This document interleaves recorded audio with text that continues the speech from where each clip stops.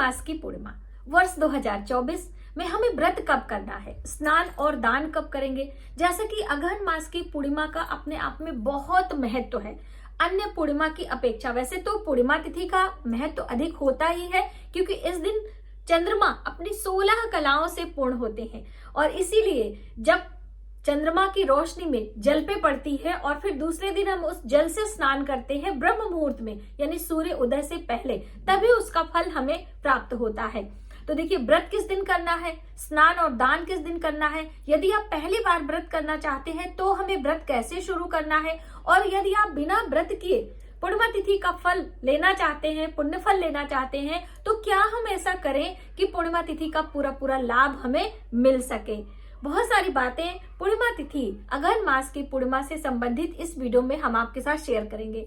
नमस्कार, welcome to my channel. मैं हूं मनीषा। दोस्तों, पूर्णिमा तिथि अपने आप में बहुत ही पूर्ण होती है। 16 कलाओं से चंद्रमा की पूजा इसीलिए की जाती है क्योंकि चंद्रमा माता लक्ष्मी के भाई माने जाते हैं और उनकी पूजा करने से हमारे जीवन में सुख समृद्धि आती है, हमारी संतान से हमें सुख मिलता है।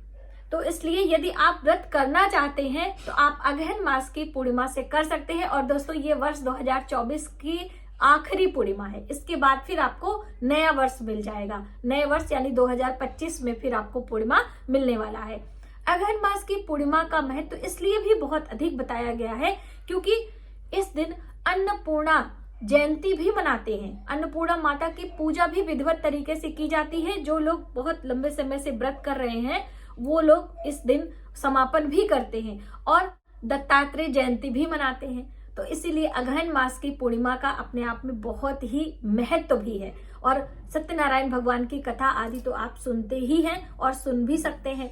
तो देखिए, अब व्रत हम किस दिन करें, ये ज्यादा संशय का विषय है। 14 दिसंबर को या फिर 15 दिसंबर को। तो देखिए, व्रत का महत्व उसी तिथि को माना जाता है जब हम संध्या के समय चंद्रोदय में भगवान चंद्र की पूजा करते हैं। उस समय पूर्णिमा तिथि होना अति आवश्यक बताया गया है। बहुत सारे लोगों का ये भी मत है कि इस दिन भद्रा लग रहा है, तो भद्रा में पूजा अर्चना हम कैसे करें वो भी हम जानेंगे। भद्रा कहाँ पर लग रहा है और कैसे लग रहा है। पहले पूर्णिमा तिथि की शुरुआत कब हो रही है, कब होगी समाप्त, ये आप समझ लीजिए। 14 दिसंबर दिन शनिवार को शाम को 4:59 पर पूर्णिमा तिथि शुरू हो रही है और दूसरे दिन यानी कि 15 दिसंबर दिन रविवार को दोपहर 2:31 पर पूर्णिमा तिथि समाप्त हो जा रही है।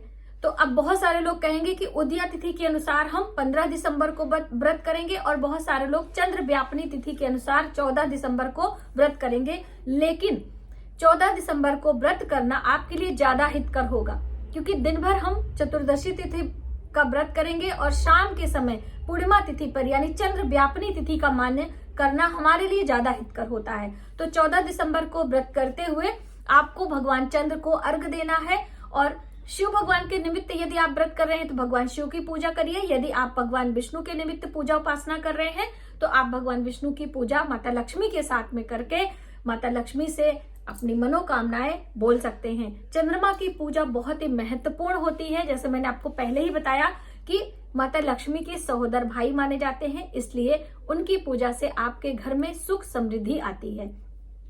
चंद्रमा न दिखाई देने पर हम भगवान शिव के मस्तक पर, ललाट पर चंद्रमा विराजमान होते हैं, इसीलिए चंद्रदेव की पूजा भगवान शिव के साथ भी मान्य की जाती है। तो आप इस तरह से भी कर सकते हैं। और दोस्तों, इस दिन आप अपने घर में नए अनाज से यानी जो नई फसल के धान होते हैं उससे आपको खीर बनानी चाहिए और माता लक्ष्मी को भोग लगाना चाहिए। वैसे तो हर पूर्णिमा पर लोग खीर बनाते हैं, माता लक्ष्मी को भोग लगाते हैं, पूरे परिवार प्रसाद लेते हैं, उसका आधा हिस्सा गौ माता को खिलाते हैं क्योंकि गौ में 33 कोटि देवी देवताओं का वास होता है। तो इसलिए आप ऐसा भी उस दिन कर सकते हैं क्योंकि अन्नपूर्णा जयंती भी उसी दिन है। तो माता अन्नपूर्णा की भी पूजा आप कर सकते हैं। आपके घर फोटो नहीं है, बहुत सारे लोग परेशान हो जाते हैं कि फोटो नहीं है फिर क्या। तो देखिए, बहुत सारी चीजें होती हैं जो कि स्वरूप अलग होता है। तो आप माता लक्ष्मी को ही अन्नपूर्णा मानकर आप पूजा कर सकते हैं या फिर गूगल से डाउनलोड करके भी आप पूजा कर सकते हैं। मानसिक विधि से भी अन्नपूर्णा माता का ध्यान करके नए अनाज की, नए फसल के चावल की खीर बनाकर माता को भोग लगा सकते हैं। दोस्तों, हमारे बड़े बुजुर्ग हमेशा नई फसल, नई चीजों का दान पहले करते थे, देवी देवताओं को भोग प्रसाद अर्पित करके बांट कर फिर खाते थे। इससे उनके जीवन में समृद्धि और मान सम्मान बना रहता था। अभी हर मौसम में हर चीजें मिलती हैं, हम उसकी अवहेलना करते हैं, यानी कि मौसम के अनुसार हम चीजों का दान ही नहीं कर पाते हैं। तो बहुत बड़े जो आप मान सकते हैं एक प्रकार से परेशानियों का कारण भी यही है कि जैसे ही फसल होती है हम स्वयं खाते हैं, दान पुण्य हम नहीं करते हैं। तो ये बात आपको हर सीजन में मिलने वाले फल फूल सब्जियों के साथ करना चाहिए, दान के रूप में भगवान को अर्पित करना चाहिए, उसके बाद स्वयं ग्रहण करना चाहिए। इसको मैंने उपाय के रूप में भी आपको बताया है, ये भी बात आपको ध्यान में रखना है। दूसरी अहम बात भद्रा को लेकर है कि भद्रा काल, तो देखिए भद्रा का समय मैं आपको जरूर बता दूंगी, क्योंकि भद्रा 14 दिसंबर को 4:58 पर शुरू हो रहा है और 15 दिसंबर को सुबह 3:42 पर समाप्त हो जाएगा। लेकिन आपको ज्यादा घबराने की जरूरत नहीं है। भद्रा स्वर्ग की भद्रा है, मृत्यु लोक की भद्रा नहीं है। तो स्वर्ग में जब भद्रा होती है तो मृत्यु लोक पे उसका कोई प्रभाव अशुभ नहीं पड़ता है। तो आप इन बातों में ना पड़े, आप पूर्ण श्रद्धा भाव से अपने देवी देवताओं का पूजन अर्चन करके आप स्नान दान करके अपने पुण्य फल को बढ़ा सकते हैं। अब पहली बार मान लीजिए आप व्रत कर रहे हैं तो आपके मन में बहुत सारे सवाल होते हैं कि पूर्णिमा तिथि का व्रत हम कब से शुरू करें। तो देखिए, अगहन का महीना, माघ का महीना, कार्तिक का महीना पूर्णिमा तिथि व्रत करने का सबसे शुभ माना जाता है। श्रावण के महीने से भी लोग व्रत की शुरुआत करते हैं, तो आप अगहन महीने से पूर्णिमा तिथि का व्रत करें। अब देखिए, व्रत में आप 32 पूर्णिमा का, 16 पूर्णिमा का व्रत करने का संकल्प ले सकते हैं।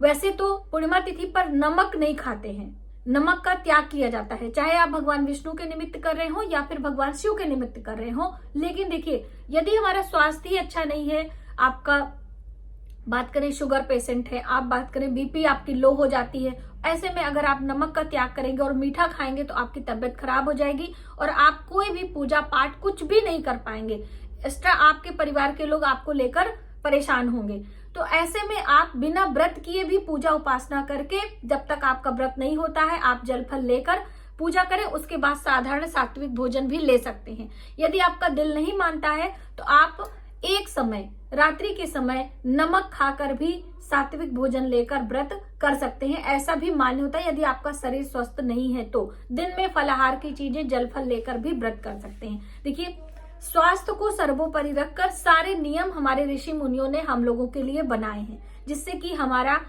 उत्तम स्वास्थ्य हो, लंबी आयु हो। तो आप इस बात को भी मान के चलें, ठीक है। तो ये आप समझें। और पूर्णिमा तिथि में बहुत सारे लोग कहते हैं खीर बनाकर जो हम भगवान को भोग लगाते हैं, क्या सिर्फ खीर खा के व्रत कर सकते हैं क्या?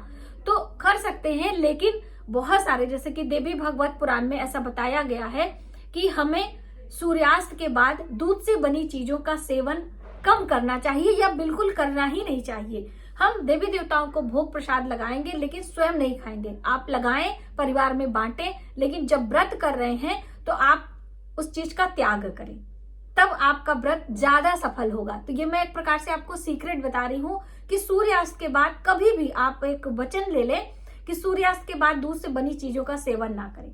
अगर करना भी पड़े तो उसका कलर चेंज कर दें, हल्का हल्दी मिला ले या जो भी अलग से कॉफी वगैरह डाल के जो हम दूध देते हैं वो उस तरह से आप कर सकते हैं। इससे आपको माता लक्ष्मी की कृपा मिल सकती है, ठीक है।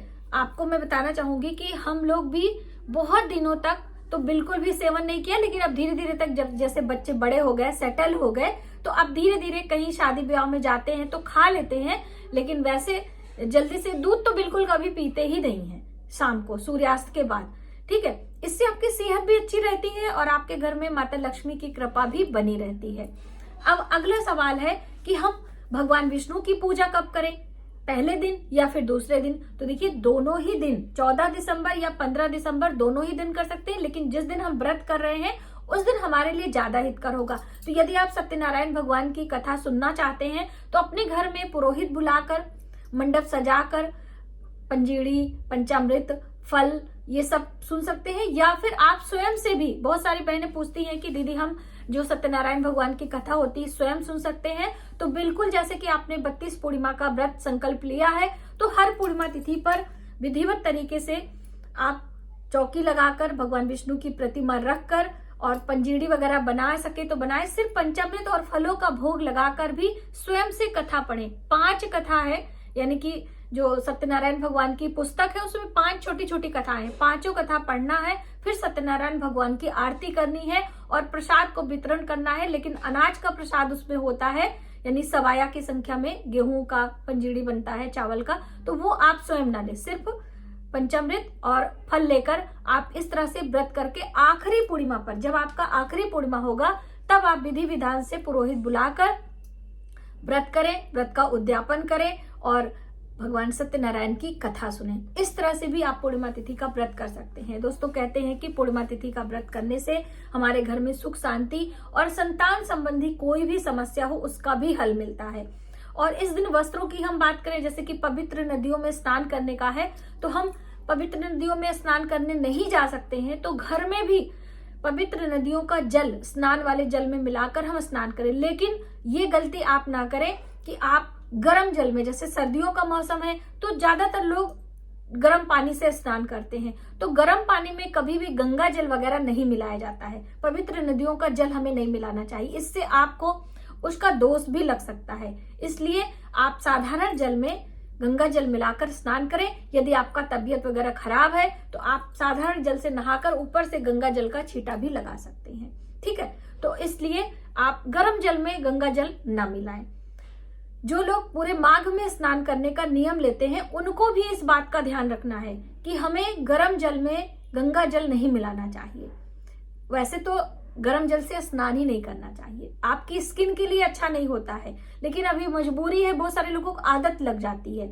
तो हम अपनी बात करें तो हमारे परिवार में साधारण जल से हम लोग नहाते हैं, जो आता है सुबह सवेरे जो आता है वो काफी अपने आप में गर्म भी रहता है, तो उसी ताजे जल से स्नान करते हैं।